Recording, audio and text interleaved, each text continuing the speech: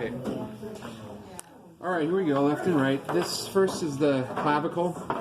The clavicle, you need to know which side is the sternal side and which side is the acromion, the acromial end. The flat one is the acromial. The blunt one is the sternal. So you'll see there's one that's kind of like a flat shelf and one's more just abrupt.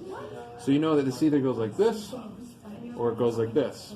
And the way to tell the difference between which of these is the case is look for this little bump on the bottom, or look, there's a little bump on the bone right here, and that bump faces down and it faces back.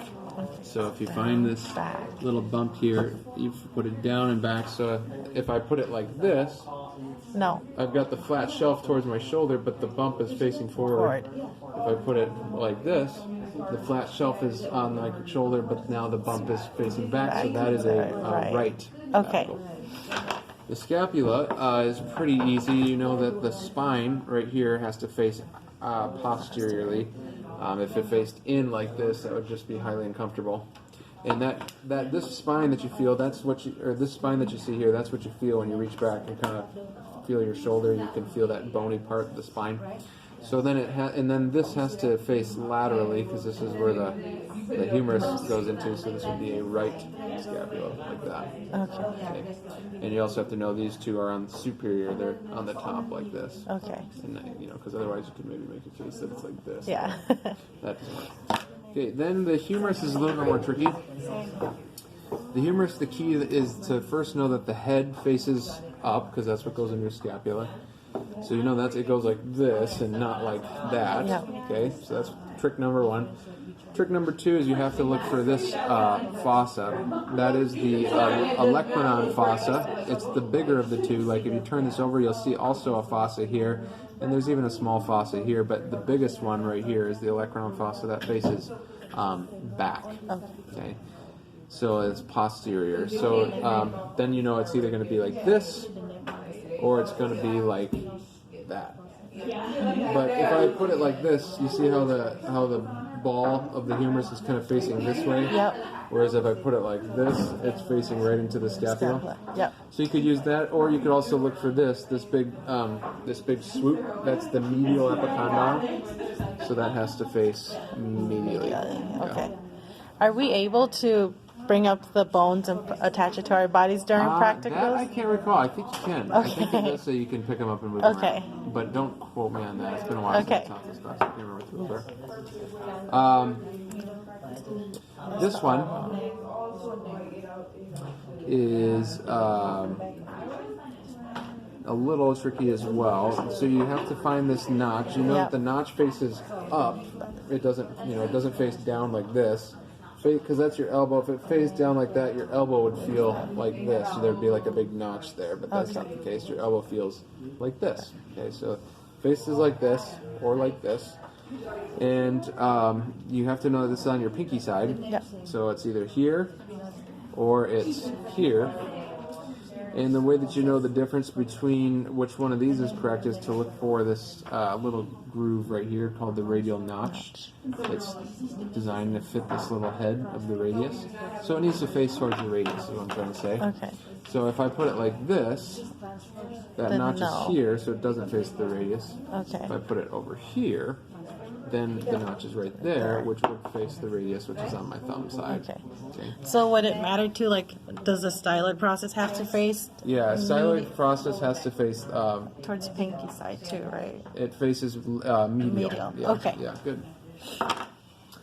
The radius, you have to know that the disc faces this way towards the humerus, because that rotates on the capitulum of the humerus. Okay.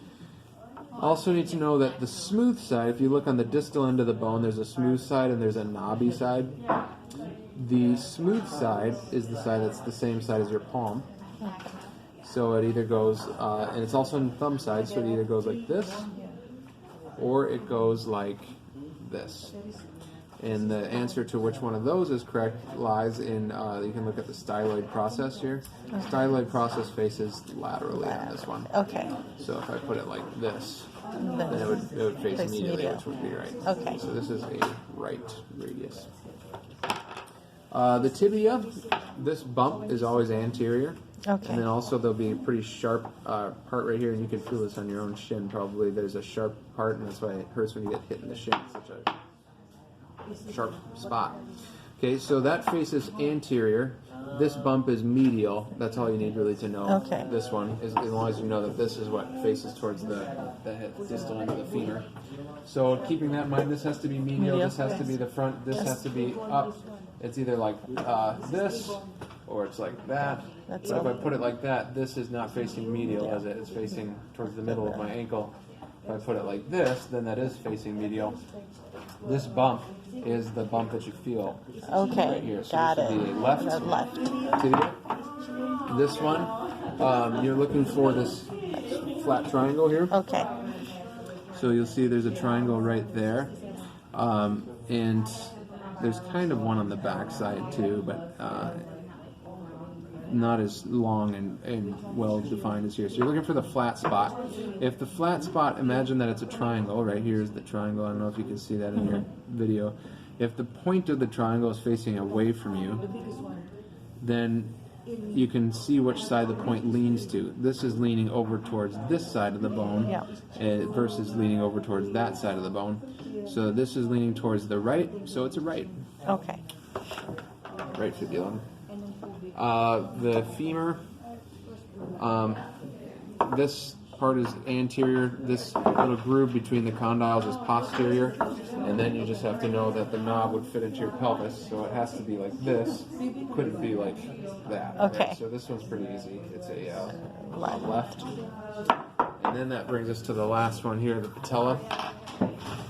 The patella, if you look, there's kind of this wavy side, and then there's also kind of a flatter side. If you take the flatter side and treat it like an arrow, if you point the arrow away from you, I like to pretend like it's like a compass pointing you to the correct answer in a practical. Okay, if the arrow of the triangle is pointing away from you and you have the flat side up, you can simply just let go and it will lean to whatever side it is. So this is leaning to the left, so it's a left patella. Okay.